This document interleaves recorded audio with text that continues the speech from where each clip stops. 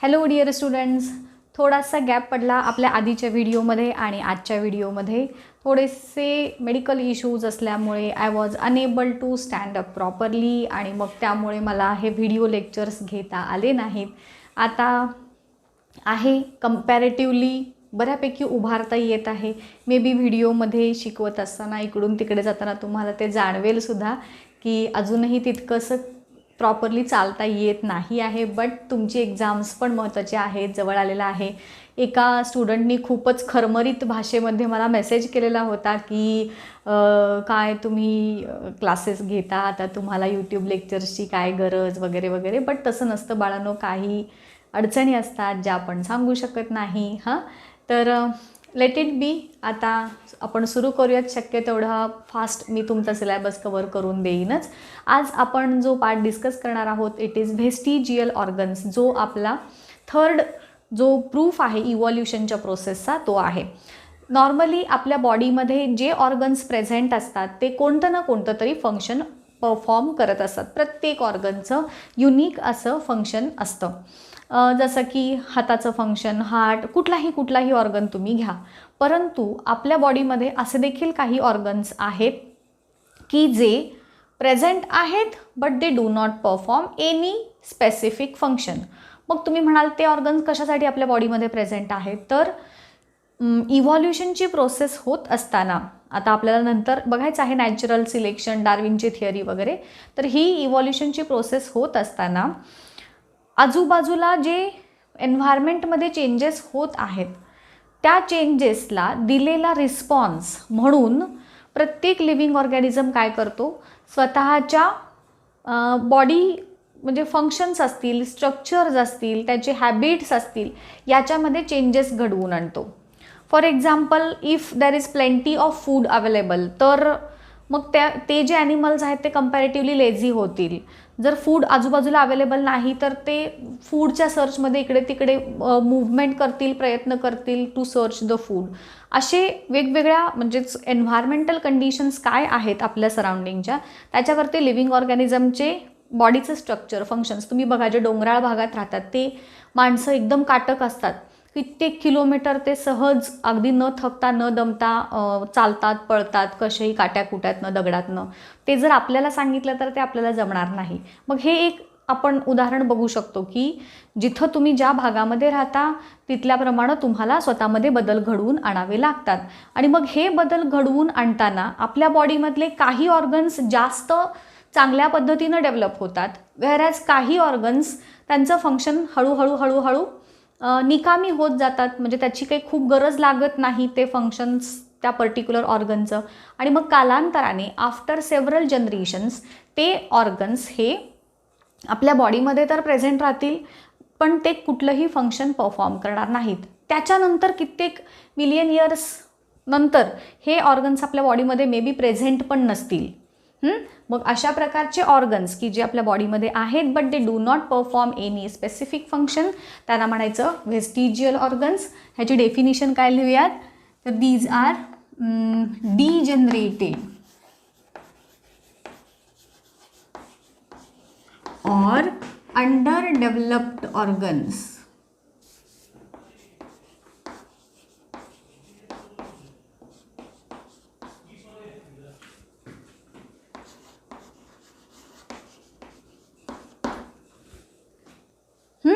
तर ह्या एकदम सिंपल डेफिनिशन आहे ह्या वेस्टिजियल ऑर्गन्सची. डिजनरेटेड किंवा यूजलेस, त्यांना यूजलेस किंवा फंक्शनलेस असं देखील म्हणतात.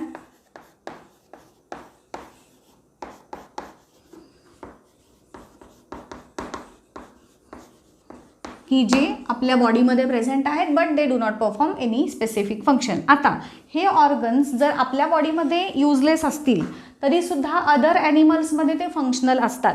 म्हणजेच आपण जे आता एक्झाम्पल्स बघणार आहोत, आपल्या बॉडीमधलं अपेंडिक्स आहे. ॲज पर सायंटिस्ट त्यांचं असं काही स्पेसिफिक फंक्शन नाही आहे बट ते अदर ॲनिमल्समध्ये ज्या लाईक ग्रास ईटर्स जे आहेत त्यांच्यामध्ये ते फंक्शनल आहे. सो असे काही ऑर्गन्सचे एक्झाम्पल्स बघूयात आपण आणि ते तयार का झाले, पुढं त्यांचं काय होणार, हा सगळा पार्ट देखील आज आपण डिस्कस करणार आहोत. स्टुडंट्स, तुम्ही बऱ्याच ॲनिमल्समध्ये ह्या पद्धतीची मूवमेंट बघितली असेल. ह्यांचे जे कान आहेत, कुत्र्याचे कान जसे हालत असतात तशाच प्रकारची कानांची मूवमेंट तुम्ही मंकीजमध्ये, बफेलोमध्ये, काऊ अशा वेगवेगळ्या ॲनिमल्समध्ये बघितलेली असेल. परंतु तशा प्रकारची मूवमेंट आपल्याला करता येते का रे? ऑब्वियसली नाही. ह्याच्या मागचं रिझन आहे. आता त्या ॲनिमल्समध्ये ही मूवमेंट पॉसिबल होते कुणामुळे? तर त्यांच्या कानांचे जे मसल्स आहेत, मसल्स ऑफ इयर, ते त्या ॲनिमल्समध्ये ॲक्टिव्ह आहेत आणि ते प्रॉपरली फंक्शन करतात, म्हणून त्यांचे कानांची मूवमेंट त्या पद्धतीनं होऊ शकते. परंतु ते मसल्स आपल्या बॉडीमध्ये प्रेझेंट आहेत, बट त्याची गरज आपल्याला भासत नाही. मग आपल्याला त्याची गरज कधी होती? तर जेव्हा आपले ॲन्सेस्टर्स हाताचा प्रॉपरली वापर करू शकत नव्हते. आता आपल्याला काही कान हलवायची गरज आहे तर आपण इझिली कान हलवू शकतो, बट अशी मूवमेंट करणं जेव्हा आपल्याला पॉसिबल नव्हतं त्यावेळेस आपले कानांचे मसल्स हे स्ट्रॉंग होते, with the help of which we किंवा आपले ॲन्सेस्टर्स जे आहेत they were able to move our ears with the help of the muscles. बरोबर. मग गाई म्हशींना त्यांचे आता काही वाटलं तर त्यांचे ते काय करू शकत नाहीत, हात उचलून कानाला हलवू शकत नाहीत किंवा तिथं काही कानावर बसलं असेल तर ते मूव्ह करू शकत नाहीत. परंतु ते आपण इझिली करू शकतो. मग हळूहळू जशी जशी हाताची यूज आपला वाढत गेला तसं तसं मग ह्या इयर मसल्सचा यूज हळूहळू कमी होत गेला असेल. जसं मी तुम्हाला सुरुवातीला सांगितलं, काही ऑर्गन्स जास्त चांगल्या पद्धतीनं किंवा इफेक्टिव्ह फंक्शन्स करतात आणि काही ऑर्गनचं फंक्शन कमी होतं. मग इथं हे उदाहरण आपल्याला सांगता येईल. जो पहिला युजलेस किंवा फंक्शनलेस ऑर्गन आहे तो म्हणजे इयर मसल्स.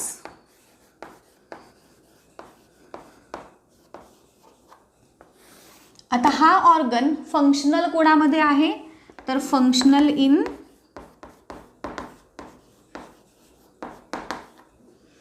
ॲनिमल्स. कोणते कोणते? तर animals like monkeys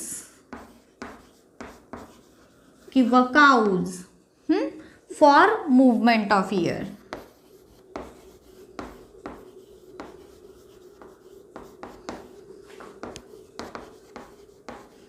but they are, even though they are present in our ear, they are non functional in us. त्यानंतर स्टुडंट्स आपला दुसरा जो फंक्शनलेस ऑर्गन आहे तो म्हणजे अपेंडिक्स. अपेंडिक्स कुठं असतो? तर आपली जी डायजेस्टिव्ह सिस्टम आहे, ह्या डायजेस्टिव्ह सिस्टम ॲक्च्युली तुम्हाला ओल्ड सिलेबसमध्ये होती, नंतर तो पार्ट तुमच्या सिलेबसमधून कट केला. एक छोटीशी माहिती सांगते जस्ट. आपलं जे फूड आहे ते माउथ नंतर पुढे हा जो इथला पोर्शन आहे ज्याला आपण उसोफॅगस असं म्हणतो किंवा इसोफॅगस असं देखील म्हणतात, तर त्या माउथमधून हे फूड येतं इंटू इसोफॅगस. तिथून पुढे हे स्टमकमध्ये जातं, स्टमकमधून स्मॉल इंटेस्टाईन आणि स्मॉल इंटेस्टाईनमधून लार्ज इंटेस्टाईनमध्ये ते फूड पास होत असतं. स्टमकमध्ये फूडचं डायजेशन होईल, माउथमध्ये पार्शियल डायजेशन होईल, स्मॉल इंटेस्टाईनमध्ये डायजेशनची प्रोसेस कंप्लीट होते आणि मग जे अनडायजेस्टेड पार्ट आहे जो वेस्टच्या फॉर्ममधून आपल्या बॉडीच्या बाहेर टाकायचा आहे तो फूडचा पार्ट स्मॉल इंटेस्टाईनमधून येतो इंटू द लार्ज इंटेस्टाईन. हा सिक्वेन्स लक्षात ठेवा. आणि मग लार्ज इंटेस्टाईनचा जे शेवटचं टोक आहे ॲनस, त्याच्या थ्रू ते जे वेस्ट फूड आहे ते बॉडीच्या बाहेर टाकलं जातं. आता हा जो जंक्शनचा पार्ट आहे कुणाचा? तर स्मॉल इंटेस्टाईन जिथं संपतं आणि लार्ज इंटेस्टाईन जिथे सुरू होतं, तो जंक्शनचा पार्ट जिथे आहे त्या भागामध्ये हा जो व्हर्मीफॉर्म अपेंडिक्स नावाचा एक ऑर्गन प्रेझेंट आहे. आता ह्याला व्हर्मीफॉर्म असं का म्हणतात? किंवा नुसतं अपेंडिक्स देखील तुम्ही ह्याला म्हणू शकता. वर्मी फॉर्म म्हणजे इट इज वर्म लाईक, छोटंसं किड्यासारखं दिसतं ना मगाशी जसं तुम्हाला दाखवलं होतं. तर हा अपेंडिक्स तिथे प्रेझेंट असतो at the junction of small intestine and large intestine. हा पण आपल्यामध्ये प्रेझेंट आहे, बट ॲज पर सायंटिस्ट त्याचं आपल्या बॉडीमध्ये काही स्पेसिफिक असं फंक्शन नाही. हे कुणामध्ये फंक्शनल आहे? तर इट इज फंक्शनल इन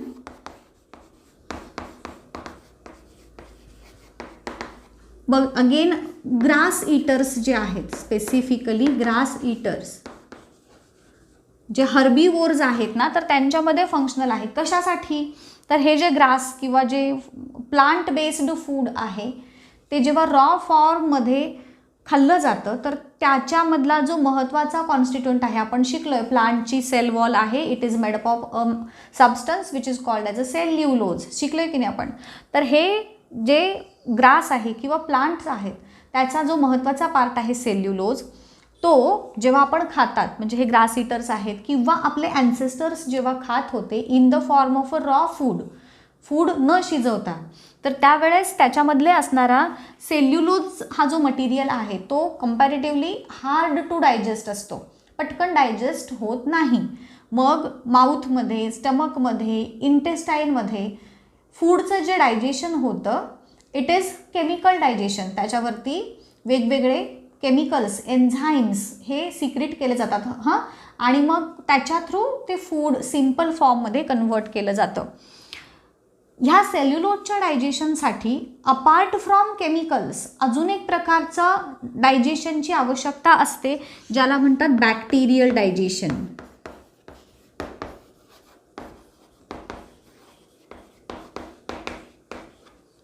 आणि हे बॅक्टेरियल डायजेशन कुठं होतं, तर ह्या अपेंडिक्समध्ये काही स्पेशल टाईपचे बॅक्टेरिया प्रेझेंट असतात आणि ते बॅक्टेरिया ह्या सेल्युलोजिक फूडचं सिम्पल फॉर्ममध्ये कन्व्हर्जन करतात through bacterial digestion process.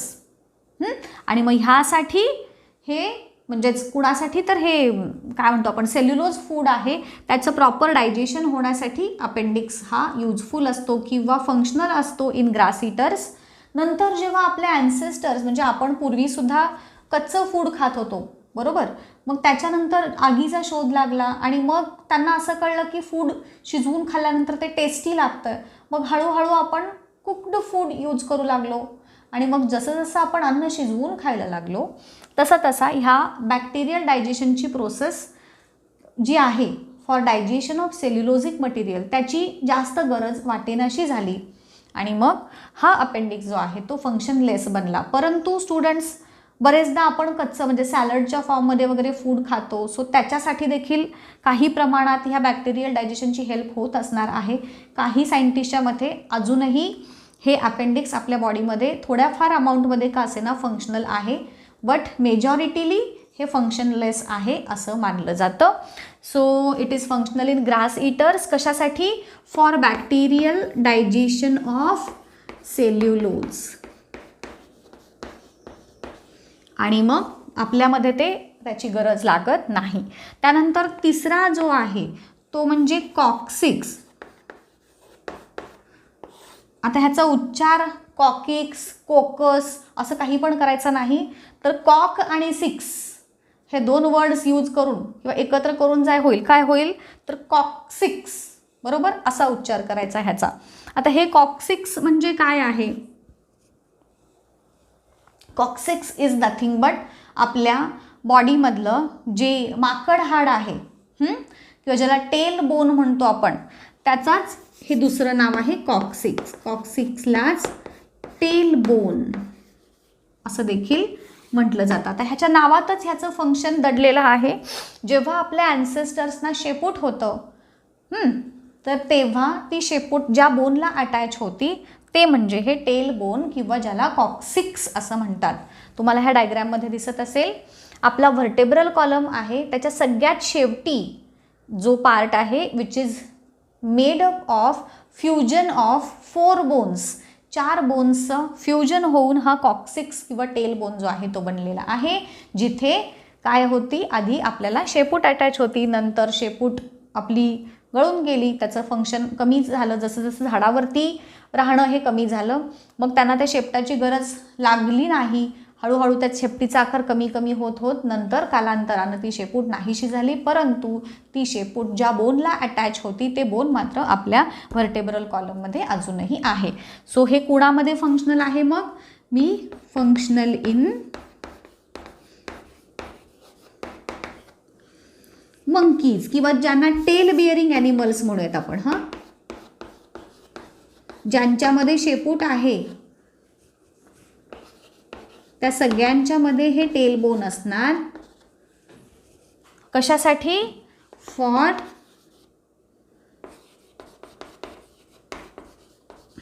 Attachment of tail.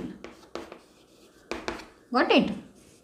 त्यानंतर पुढचा जो आहे तो म्हणजे विजडम टीथ.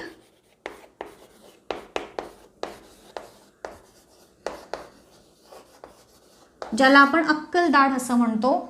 तुम्हाला ह्याच्यात दिसते आपली जी जो जबडा आहे सगळ्यात शेवटी आपल्याला ज्या दाढा येतात त्या दाढांना आपण अक्कल दाढ असं म्हणतो, ज्याला विजडम टीथ म्हटलंय. तर हा सुद्धा जो स्ट्रक्चर आहे आपल्या बॉडीमधलं ते असं काही विशेष फंक्शन त्याचं बॉडीमध्ये नाही आपल्या.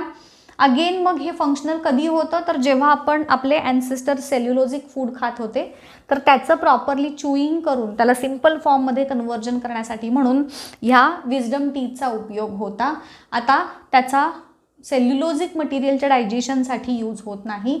सो हा देखील आपल्या बॉडीमधला अनादर व्हेस्टिजियल ऑर्गन आहे which was functional in again grass eaters.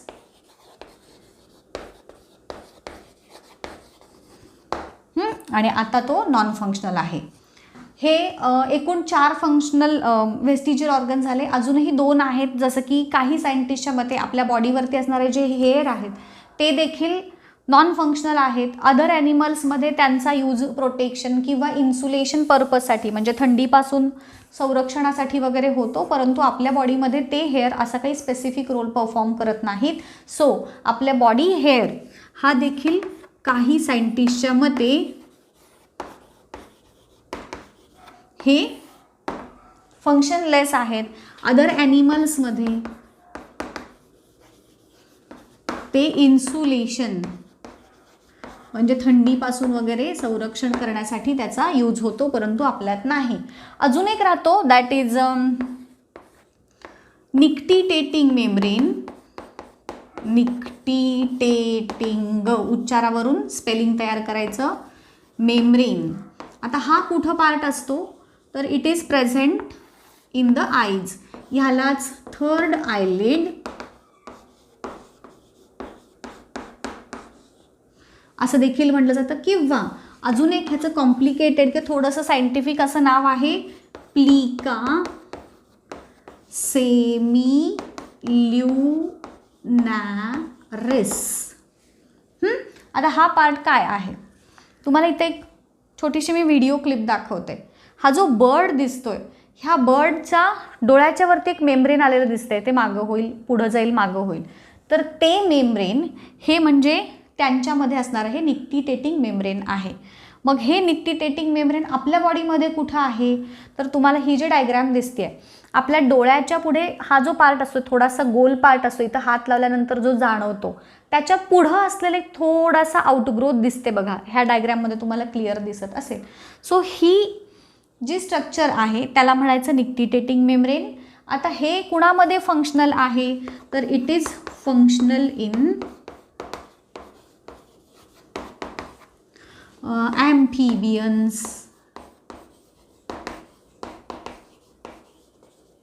reptiles,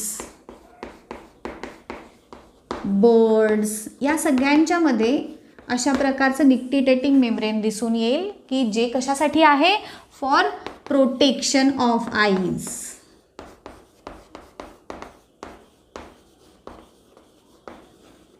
परंतु नंतर आता जेव्हा आपले हे डोळ्याचे लीड काय म्हणतो आपण पापण्या आहेत त्या पापण्या जसं जशा आपल्या फंक्शनल होऊ लागल्या तसं तसं मग ह्या निक्टिटेटिंग मेम्ब्रेनचं काम कमी झालं आणि आता तो आपल्या बॉडीमध्ये असला तरीसुद्धा it is non functional or it do not perform any specific function. So असे एकूण 6 व्हेस्टिजियल ऑर्गन्स आहेत. तुम्हाला शॉर्ट नोट विचारली जाते ह्याच्यावरती. ह्याच्या जर तुम्हाला नोट्स हव्या असतील मी आजच अपलोड केलेल्या आहेत आपल्या वेबसाईटवरती. वेबसाईटची लिंक मी डिस्क्रिप्शन बॉक्समध्ये देते. शिवाय आपला जो 10th स्टँडर्डसाठीचा ग्रुप आहे तो ग्रुप देखील जॉईन करा. जॉईन केलेला व्हॉट्सअप ग्रुप त्याची पण मी लिंक तुम्हाला देते डिस्क्रिप्शन बॉक्समध्ये. कशासाठी जॉईन करायचं ते पण सांगते.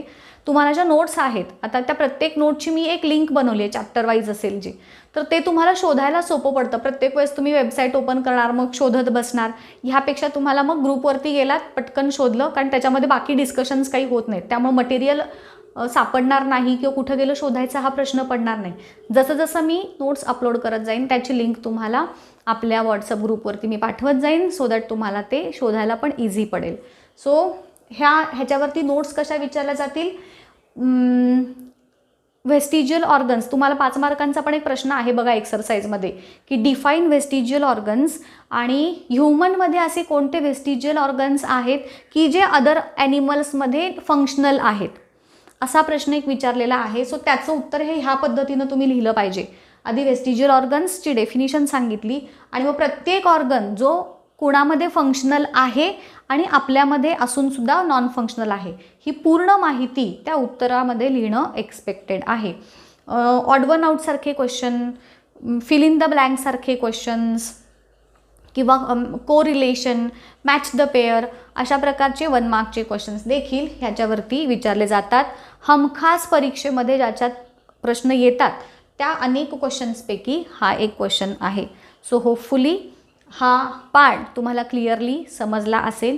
इथेच थांबूयात. नोट्स तुम्हाला वेबसाईटवरती मिळून जातील, ह्याच्यावरची क्वेश्चन बँक तुम्हाला वेबसाईटवरती मिळून जाईल. सो तुम्हाला आता स्टडी करायला काहीही प्रॉब्लेम नाही. इथेच थांबते. नेक्स्ट लेक्चरमध्ये ह्याच्या पुढचा पार्ट डिस्कस करूयात.